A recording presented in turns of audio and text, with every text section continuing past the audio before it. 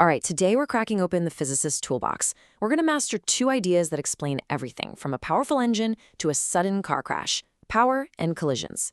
So let's get right to it. So here's a question for you. Sounds a bit like a riddle, doesn't it? On one hand, you've got a machine doing work, just chugging along. On the other, you have this sudden, sharp crack of billiard balls hitting. They seem like they're from totally different worlds, but physics connects them. And there it is. That's the link. Both of these are really just about moving energy and momentum from one place to another. The only real difference? One does it nice and steady over time, and the other, well, it happens in a flash. So that's our mission for the next few minutes. We're going to build you a mental toolbox, and we're going to pack it with all the key definitions, the must-know formulas, and the strategies you need to tackle any problem involving power or collisions. Okay, let's grab our first tool. We're talking about power. Now, when a physicist says power, they don't mean strength, not in a way we usually use the word. They mean something way more specific. The key word here is rate. It's all about time. Power isn't just about how much work you do. It's about how fast you do it. Think about it. A tiny motor and a giant engine could both lift the same car, but that giant engine is going to do it in a fraction of the time. That's power. And this little equation right here, this is incredibly useful. It gives you the instantaneous power, the power at any single moment in time. All you need to know is the force you're applying and how fast the object is moving right then. This one is a cornerstone of mechanics. All right, tool number one is in the box. Now for tool number two, we're switching gears, moving away from that steady flow of energy to the sudden, chaotic world of collisions. Now this is the golden rule. You have to remember this. For any kind of collision, as long as there are no outside forces messing with things, the total momentum of everything involved before the crash is exactly the same as the total momentum after, always. So let's imagine the perfect collision. Think of two billiard balls clicking together, they bounce off each other perfectly, no energy is wasted making a sound, no heat is generated. In this ideal world, what we call an elastic collision, not only is momentum conserved, but kinetic energy, the energy of motion, is also totally conserved. Now, this is what happens pretty much all the time in the real world. A car crash is a perfect example. You hear that huge bang, you see metal bend and get hot. Momentum is still conserved, that rule never breaks, but some of that initial kinetic energy got turned into sound and heat. It's lost from the system's motion.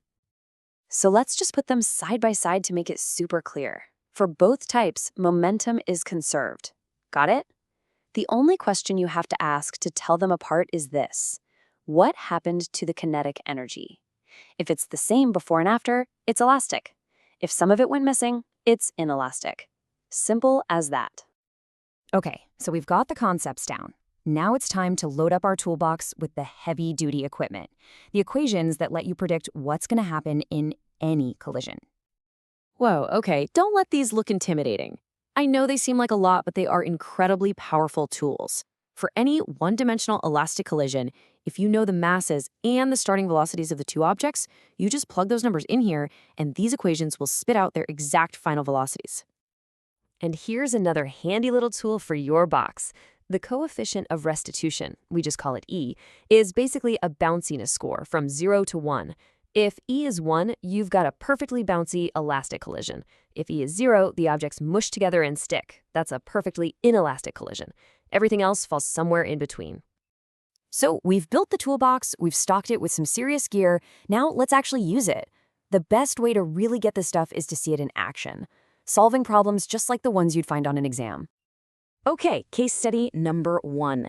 This is a classic power problem. We've got an engine that's doing work against gravity by lifting water. The big question is, how fast is it doing that work? What's its power? Let's just walk through this one together. First, we figure out how much work is done every minute using the formula mgh. Step 2, we plug in the numbers: 1,000 kilograms, 10 for gravity, 50 meters. That gives us 500,000 joules. Third, and this is key, power is work per second.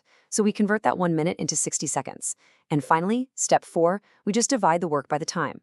500,000 joules divided by 60 seconds. And there we have it. The engine's power output is 8,333 watts. Or, to make it look a little cleaner, 8.33 kilowatts. See, we just used our power tool and solved the problem. Now, Let's tackle a collision problem. And this one's straight from a 2019 exam. We have an elastic collision, and we need to find the ratio of the kinetic energies after the smash. This is a perfect job for those big velocity formulas we just put in our toolbox. And here's where you can see those formulas in action.